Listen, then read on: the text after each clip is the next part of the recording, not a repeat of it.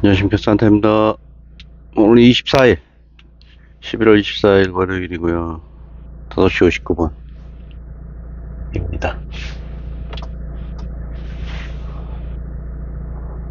11월 24일인데도 지금 뭐 오늘 같은 경우는 뭐 포근한 거는 좀 너무 과장된 얘기인 것 같고,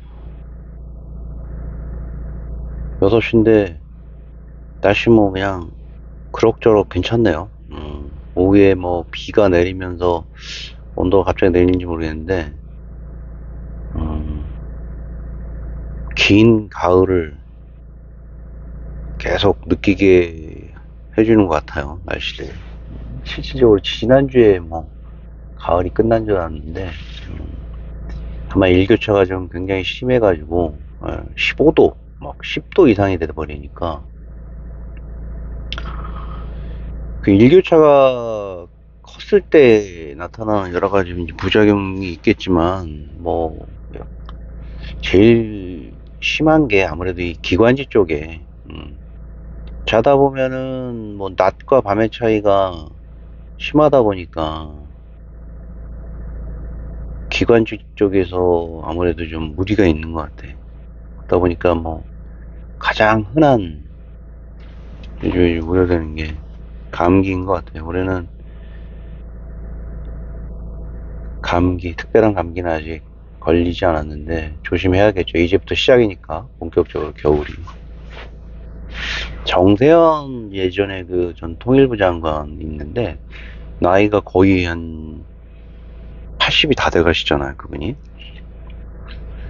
근데 놀라운 건 뭐 여전히 그 기억력, 작년, 제가 한 3년, 4년 전부터 우연치 않게 이제 그분의 방송, 패널로 나온 방송을 보고, 뭐, 북한 관계에 관련된 내용으로 여러 가지 그분의 그 노하우, 전문적인 거의 5대 이상, 박정희 때부터 쌓아온 대북 정보 관련된 내용으로 그들의 속내 뭐 이런 부분은 타의 추종을 불허 한다고 합니다. 실제로 얘기를 들어보면 놀라운 이제 북한 관련된 내용으로, 특히나 북한 관련된 내용으로는 꽤 높은 뭐 예언 아닌 예언을 하게 되면, 그게 다 이제 예전에 있었던 그 여러 가지 데이터들, 뿌려진 막 뭐 영어로 얘기하면 저기 로 데이터라고 해갖고 그저 현장 데이터들을 수집을 해서 그의 머리에 이제 기억력이 대단하시더라고.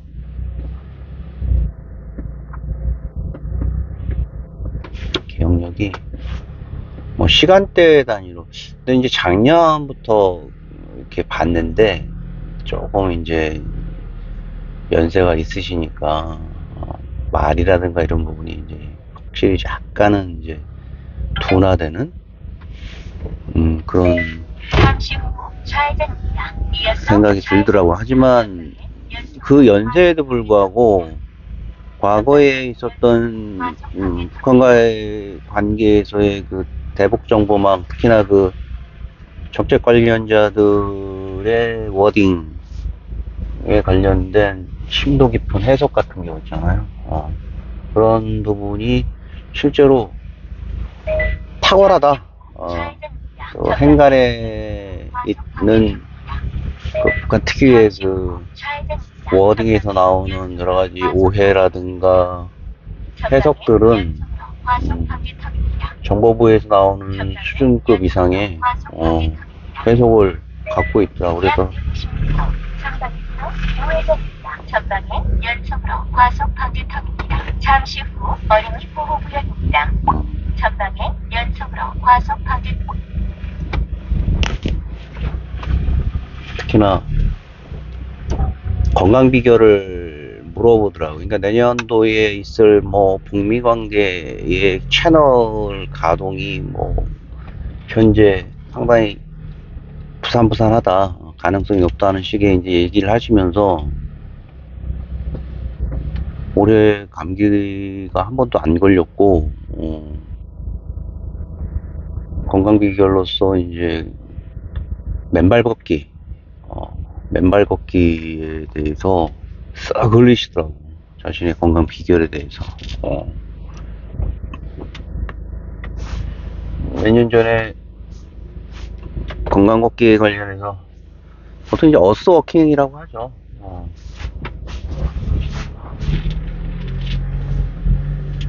그 맨발 걷기를 통해서 자신의 건강을 유지한다. 그러면서 이렇게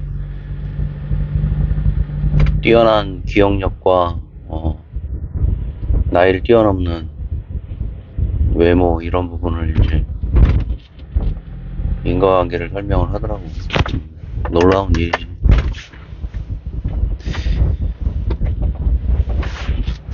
그 일본에 관련된 뭐 한국인이 쓴 일본에 관련된 단편 소설이 그리 많지 않는데 아주 뭐 신박한 내용의 소설을 발견해. 그 전에 그 우리의 적들이 산에 오르다라는 그 단편 소설이 있잖아요. 우리의 적들이 산에 오를 때 그게 그 KBS 매주 하는 이제 문학관 소개 단편 문학을 소개하는 그 방송이 있는데 그게 그 성우들의 더빙으로 많은 사람들이 즐길 수 있게 해놨더라고요. 종교가 가지고 있는 여러 가지 뭐 한계라든가 인간의 현대사회에서 그 불안한 마음을 어떤 식으로 그 종교가 이용을 하고 있는지 그런 부분에 대한 그리고 종교를 배척하면서도 그 종교에 관심을 가질 수밖에 없는 인간의 나약함 등을 표현했다고 생각을 하는데 그게 KBS 문학관에서 지난주에 올라왔더라고. 개인적으로 이제 보다라는 소설 개간 소설인데 한 세네 편 정도 많으면 네 편 정도 이렇게 소개를 하는 건데 상당히 재밌는 소설들을 픽업해가지고 독자들한테 소개하고 말씀드렸다시피 그 뒤에 작가와 그 작가가 가지고 있는 생각을 뽑아내는 아주 높은 수준의 인터뷰 등이 흥미로워서 그 책을 뭐 사고 있습니다. 근데 이제 일본 관련된 어느 소설이었는데 작가 이름은 여류 작가인데 내용은 이렇더라고요. 잠깐 소개해드리고 싶어요. 왜 그러냐면은 뭐 일본이라는 내용도 그렇고 제 취향에 맞는 부분도 있고 그리고 굉장히 그 소재 자체가 신박하더라고. 들어보시면 아시겠지만 어느 날 그 어머니한테 전화가 와요. 자기 어머니한테 전화가 와서 언니의 딸이 결혼을 하는데 그곳에 내 대신 가줄 수 없느냐는 부탁을 해요. 그러면 상식적으로 언니? 언니 그러면 엄마 그러면 친언니인가? 친언니의 결혼식 그러면 자기한테는 조카인데 조카의 결혼식에 왜 자기는 안 가고 엄마도 안 가고 독자들은 이제 궁금증이 이렇게 뭉게뭉게 흥미로워지죠. 12살 차이가 나는 언니는 그 자신이 어릴 때 자기가 엄마라고 처음 부른 사람이 친엄마가 아닌 그 12살 터울의 언니에게 그 호칭을 처음 사용할 정도로 굉장히 이제 막역한 그런 사이에 였음에도 불구하고 그녀가 20대 후반에 갑자기 일본으로 이제 돌아간다는 내용이고, 거기서 다가오는 엄마의 좌절감, 별 설득 없이 그냥 떠나버린다는. 근데 거기에는 이제 이유가 있었어. 그 언니는 실은 주인공 화자의 삼촌이 돌아가시면서 그 정치적인 대공희생양으로 돌아가시면서 같이 살던 일본 부인, 자신의 외숙모가 일본인이었지. 네 엄마는 일본으로 가고 남겨진 조카를 자신이 떠안으면서 떠안고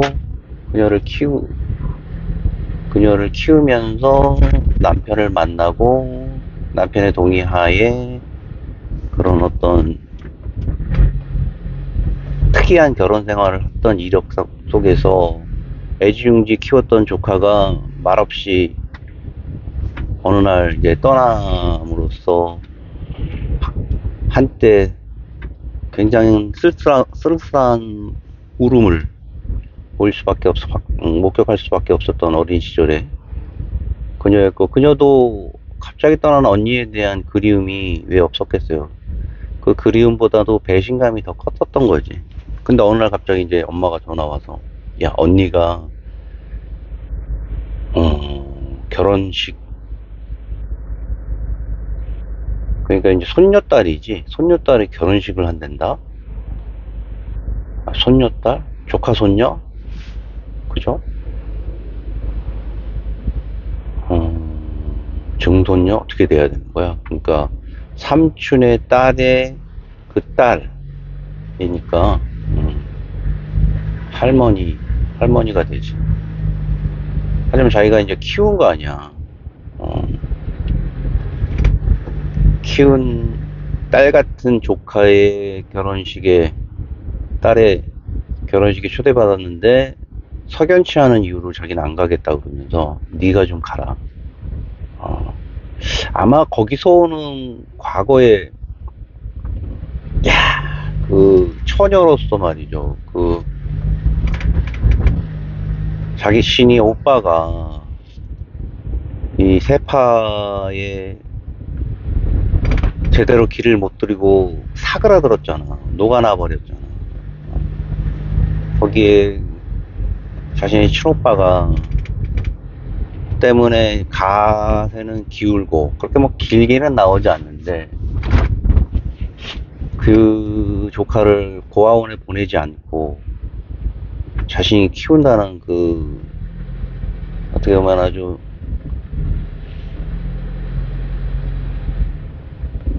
무슨 결단이라고 해야 되나, 아주 그냥 챙챙한 칼날 같은 결단을 내린 상태에서 그녀가 이제 떠나버렸으니 보고 싶지 않겠죠. 뭐 석연치 않은 이유보다는 보고 싶지 않은 것 이상의 어떤 여러 가지 감정이 있어서, 그 언니의 추억을 가지고 있었던 자신의 친딸에게 가라, 내가 풍족하게 여행비라든가 부주를 해줄 테니까 그게 꼬신 거지. 보통은 안 가죠. 누가 가요 그게. 엄마가 가는 것도 아니고. 하지만 나름 이제 설득력 있는 어떤 호소를 해요. 문장 그 작가가 과거에 자신을 거의 키운 거나 진배 없는 언니의 희생, 그리고 그녀가 갑자기 떠난 것에 대한 이유 등이 복잡하게, 그리고 원망 등이 복잡하게 뭐 이렇게 품어지면서 확인해야 된다는, 뭐 따지는 거 비슷하게 가는 것도 있고, 그래서 그렇게 설득이 돼, 읽다 보면. 나 같으면 못 가겠지만 가겠어요. 갑자기 와서 얼굴을 보고 환히 웃으면서 어떻게 지내냐 그러면서, 거기서 오고 가도 머리 끄댕이를 잡고 해도 시원치 않은 상황에서 말이죠. 갑자기 결혼하니까 와달라는 거죠. 결혼. 일본에 갔어. 첫 장면은 창이 피어져 있는 호텔 로비에 그 회전문을 설명을 해요. 손님과 주인이 오고 갈 때마다 향이 한 바퀴씩 도는 그런 모습을 행간에 이렇게 상상하게 만들어주면서 택시를 받고 방에 체크인에 들어가고 있는데 옷을 벗고 있는데 편안하게 옷을 입고 있는데 갑자기 이제 똑똑거리는 거지. 그래서 누구시냐고 그랬더니 어느 한 요령의 여자, 노인이지. 백발의 노인이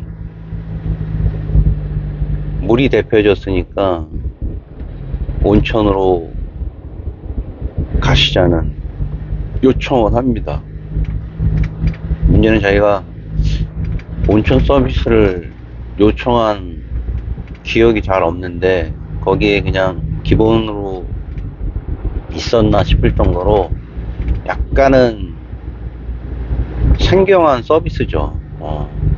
그것도 전화로 하는 게 아니라 사람이 올라와서. 그래서 그녀를 따라서 내려갑니다. 한국말로 얘기를 하는 그녀의 서비스에 더욱더 호기심 등이 발동을 해서 따라가서 일본 특유의 그 온천에다가 몸을 담그고 있었는데, 여러 가지 훅 들어오는 장면을 통해서 독자가, 약간 좀 괴기스럽다, 스산하다라는 거를 복선을 쫙 깔아요.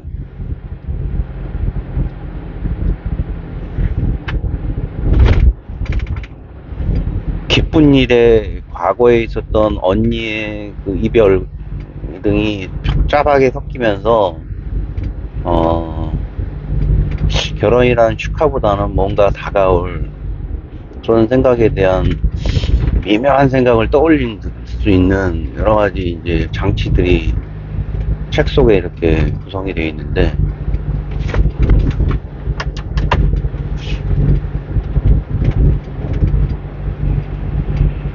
다음 날이 돼서, 다음 날인가 돼서 어떤 한 소녀가 또 문을 똑똑 두드립니다.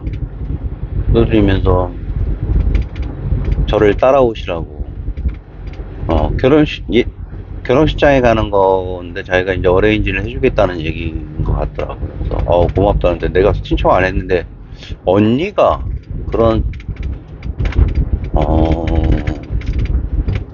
내밀한, 그죠? 소소한 그런 서비스 신청을 해준다라는 생각으로 그녀를 쫓아갑니다. 쫓아가면서 특이하게 그 인근의 그 사찰에 관련된 내용과 사찰과 그리고 카페 이런 것들이 이제 그려져요. 카페가 있고 호텔이 있고 사찰이 있고 뭐 이렇게 일본 특유의 그 어떤 감성들이 이제 묻어나는 거죠. 그래서 난 그런 부분이 좀 이 소설이 좋았어. 가보시면 일본의 신사도 있고 또 절 관련된 문화가 일본에서는 보편적이기 때문에, 특히나 일본 도쿄 아사쿠사라는 곳에 과거에 가봤던 경험을 이렇게 유추해 보면 절 앞에 양쪽에, 그러니까 대로가 있고 양쪽에 2층으로 쌓여진 이제 그 일종의 기념품이나 식당 이런 것들을 파는 공간들이 쫙 펼쳐져 있어요. 아사쿠사는 유명하잖아. 이제 그런 거를 상상하면서 이제 보게 되는 거지, 책을. 그래서 주인공은 그렇게 쫓아가는 것 같다라는 생각이 들면서 그 묘령의 그 여자가 나는 누굴까, 누굴까라는 생각을 하면서 책을 읽어 나가는 거예요. 축축축. 길지도 않아. 쓱 보면서 과연 무슨 내용이 나올까 그러면서 이제 책의 이제 중반을 넘어서면서 호기심을 잔뜩 품는 거지. 과연 이게 무슨 결혼인데, 이렇게 일본의 감성이 충분히 묻어져 있는, 뭐지? 막 이러면서 어떤 이야기로 결말이 날까? 막 이런 생각을 하면서 쭉 있는데, 갑자기 가다가 그 자신을 이렇게 쫓아오라고 했던 가이드였던 그 여자 학생은 보이질 않고, 어, 택시를 타고 들어가야 된다는 설정으로 장면으로 바뀌어요. 그래서 택시를 타게 돼. 그래서 10분 정도라는 기사의 설명을 듣고, 택시 기사의 설명을 듣고, 택시를 탑니다. 그러니까 묘한 기운의 어떤 이제 일본 방문인 거지. 처음부터. 그 언니와의 추억은 여러 의미에서 말이죠. 자신이 어떤 의미에든 일본으로 그 언니가 고향, 자신의 어머니의 고향으로 떠나가게 되는 계기를 만들지 않았을까라는 어떤 추억을, 에피소드를 살짝 보여줘요. 수영장에 갔을 때, 자신만을 바라봐 주기를 원했던 그 어린, 시기 어린 어떤 에피소드를 보여주면서, 그때 이제 사고로 자신이 정신을 잃었던 물놀이 할 때, 자칫 자기가 죽을 뻔했었던, 그래서 언니가 너무나 놀라가지고, 너무 슬퍼했었던, 근데 그 일이 있고 나서 얼마 후에 이제 언니와 이제 갑자기 헤어지는 사건이 벌어졌으니까 자신도 그 일 때문에 언니가 갑자기 헤어진 건 아닌지라는 생각을 하면서 화면이 이제 장면이 넘어가면서 택시를 타고 가는데 이제 걸어갔어요. 근데 이제 앞에 시커먼 정장을 입은 사람들이 이제 결혼식장이라고 하면서 이렇게 슥슥슥슥 걸어간다고 생각할 때는 이제 많은 사람이 이제 까만 정장을 입고 앞으로 쭉 가는 거여서 내 시장인가 보다. 내 시장인데 이제 절 쪽으로 이렇게 걸어가니까 그쪽에 보통 절에서 결혼도 하잖아. 독자는 이제 그렇게 생각하는 거지. 근데 쭉 가다 보니까 저쪽에서 어떤 남자가 보더니 자신을 보면서 일본말로 뭐라고 말하고 뭐 하는데 뭐 옥약상 뭐라고 하는데 이제 앱을 틀어서 그러니까 이 단편이 좋은 거는 요즘에 우리가 가지고 있는 어떤 트렌드의 일상생활을 아주 그냥 사진 찍듯이 팍팍팍 찍어줘. 마치 내일처럼 느끼게 해준다는 얘기지. 번역 앱을 틀어서 그 자신 현재 처한 상황에 대한 어떤 실마리라든가 다음 단계 이런 부분에 대한 중요한 소재로서 쓰이게 되는 역할로서 이제 기술이 그런 현대 기술이 잠시 소개되면서 사용이 돼요. 훌령 뭐라고 하면서 손님입니까? 이런 내용이 이제 앱에서 번역이 되더래요. 그래서 멀리 보니까 다름 아닌 그것은 결혼식이 아니라 언니의 장례식이었어. 언니의 장례식을 어떤 이유에서인지 모르겠으나 누군가는 그걸 포장을 해서 장례식 부고장을 청첩장 비슷하게 보냄으로 인해서 언니가 죽음에 자신이 지울 수 없는 혈육 간의 인연을 마지막 모습을 보여주고 싶었다라는 어떤 내용의 소설이었는데 결말이는 굉장히 반전이죠. 그런 반전이 어딨어. 장례식이냐, 결혼식이냐. 그 두 가지의 극적 반전의 단어를 놓고 놀라운, 이야기를 꾸려나가는데, 개인적으로 이제 그런 이야기를 쓰고 싶다는 생각 때문에 여러 가지로, 간접적으로 접하고 있는 이제 서적들도 있고, 생각들도 하고, 매주마다 그런 작업들을 하고 있어요. 예, 개인적으로. 꾸준한, 근데 그런 어떤 글의 그 소스라치는 다름, 그리고 그 필력이 굉장히 눈에 띄는 아주 높은 수준의 소설이었어. 살면서 어떤 사안에 대해서 결혼식과 장례식, 결혼식으로 들어갈 줄 알았던 내용이 장례식으로 바뀌었던 일들이 없다고는 할 수 없었어요. 솔직히. 개인적인 사업도 그랬고, 뭐 여러 가지 뭐 인간관계도 그랬던 부분이 있었던 것 같아. 결국 그런 거는 사람이 살면서 그 호텔에 들어갔을 때 그 향처럼 들어가고 나가는 손님들의 미묘한 그 공기의 흐름처럼 말이죠. 알 수 없는 나의 운명들이 어떤 한 문에 들어갔을 때 거기서 이제 결정이 되는 것 같아. 나는 알 수 없는 거지. 나는 알 수 없는 거지.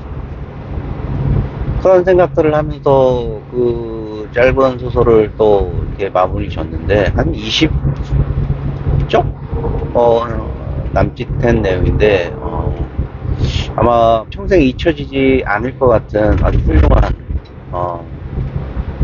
나를 되돌아보거나 내가 개인적인 어떤 생각들, 그런 이제 뭐 일본이라는 나라에 대한 어떤 여러 가지 생각들이 잘 버무려져 있어서 맛있게 먹었다고 표현할 수 있는 책이었어.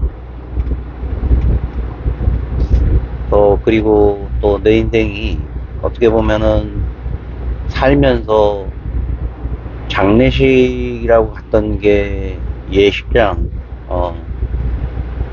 기쁜 일이 됐을 수도 있고, 또 청첩장이라고 받으면서 결혼식이라고 갔던 곳이 또 장례식장이 될 수도 있는 이런 생각들을 내 나름대로 해본 소설이었어요. 감사합니다. 굉장히 뭐 여전히 점점점 11월 말 되니까 캄캄해지는 거고, 오늘도 조심하시고 좋은 하루 되시기 바랍니다. 산타였습니다.